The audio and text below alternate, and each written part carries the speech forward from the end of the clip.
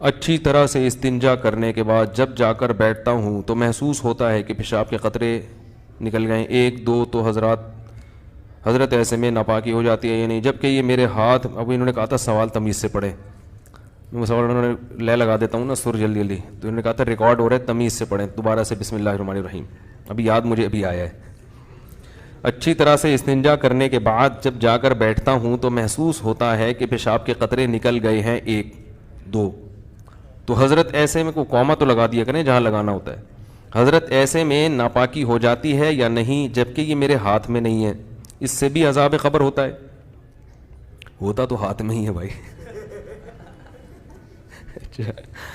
اچھا خیر، وہ ایک دیہاتی آدمی روڈ پہ کھڑا ہوا پیشاب کر رہا تھا، پولیس نے کہا یہاں، کسی نے آ کے کہا یہاں پولیس نہیں پکڑتی، اس نے کہا بھائی خود ہی پکڑنا پڑتا ہے۔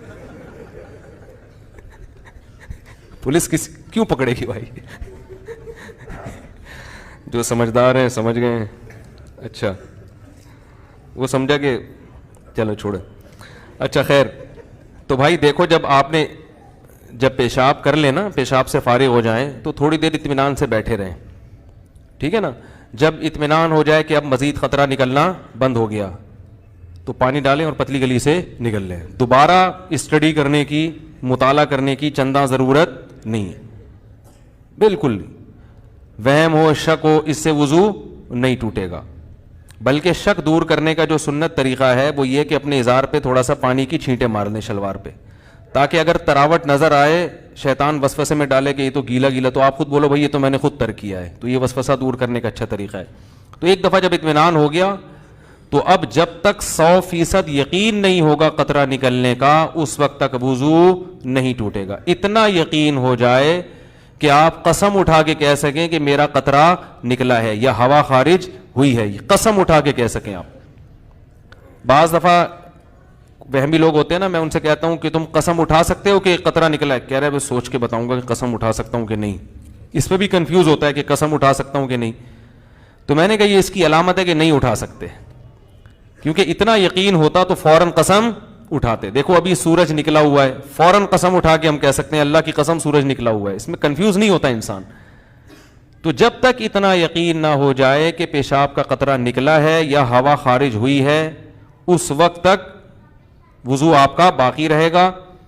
لیکن وہمیوں کو بات سمجھ میں نہیں آتی، یہ پھر بھی کنفیوزڈ ہی رہیں گے یہ۔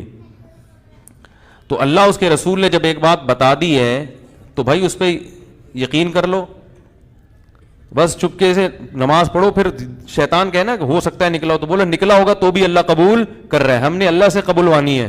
جب اللہ قبول کر رہا ہے تو ہمیں یہ سوچنے کی کیا ضرورت ہے کہ نکلا ہے کہ نہیں نکلا، جب اللہ ایسے ہی قبول کر رہا ہے۔ تو ایک دفعہ اطمینان ہو کہ قطرہ آنا بند ہو گیا، اس کے بعد پھر شک سے وضو نہیں ٹوٹے گا۔ ہاں بعض یہ جو نوجوان لڑکے ہیں یا کم عمر لڑکے ہیں، یہ پیشاب کرتے ہی اٹھ کے بھاگ جاتے ہیں، تو پیشاب کرنے کے کچھ وقت تک تو بہرحال تری نکلتی ہے، تو ایک دم سے بھاگ گئے تو اس سے شلوار بھی ناپاک ہوگی، وہ جگہ بھی ناپاک ہو جائے گی۔ تو اگر شلوار اتنی ناپاک ہو گئی ہے کہ جو 5 روپے کا سکہ، اس کی کیا دلیل ہے؟ لوگ اس پہ بھی اعتراض کرتے ہیں، قرآن حدیث میں کہاں لکھے کہ 5 روپے کے سکے کے برابر اگر ناپاک ہو گئی تو وہ ناپاک ہے، اس سے کم پاک ہے؟ تو یہ بھی کسی وقت بتاؤں گا انشاءاللہ۔ اس پہ میرا ایک مناظرہ بھی ہوا ہے، ایک صاحب کہہ رہے تھے اس کی کیا دلیل ہے، تو آج تک پھر وہ دوبارہ الحمدللہ انہوں نے دلیل نہیں مانگی۔ 5 کا سکہ جو چھوٹا ہو گیا، صحیح کہہ رہے ہیں بھائی، وہ پرانا والا سکہ رائج الوقت نہیں، پرانا سکہ جو ہتھیلی کی گہرائی کے برابر، صحیح کیا آپ نے، اچھا ہوا لقمہ دے دیا آپ نے۔ جو پرانا والا سکہ تھا جو ہتھیلی کی گہرائی کے برابر ہوتا ہے نا، وہ سکہ، تو اس سے کم اگر نجاست لگی ہو تو وہ کیا ہے، کپڑے پاک رہیں گے۔ سمجھ میں آ رہی ہے بات؟ تو فوراً پیشاب کرتے ہی اٹھ کے بھاگ جانا ٹھیک نہیں ہے۔ پیشاب کرنے کے بعد تھوڑی دیر بیٹھیں، اطمینان کر لیں کہ اب تری آنا ختم ہو گئی ہے، تو بس اٹھ کے چلے جائیں، تو اور ختم ہو جاتی ہے تھوڑی دیر میں۔ اور اگر غور فکر میں لگے رہیں گے نا وہاں بیٹھ کے، تو قیامت تک ختم نہیں ہوگی، یہ بتا دوں میں۔ قیامت آ جائے گی، پولیس بلوانی پڑے گی آپ کو واش روم سے باہر نکالنے کے لیے، جو کیونکہ وہمیوں کا کوئی علاج نہیں ہے دنیا میں۔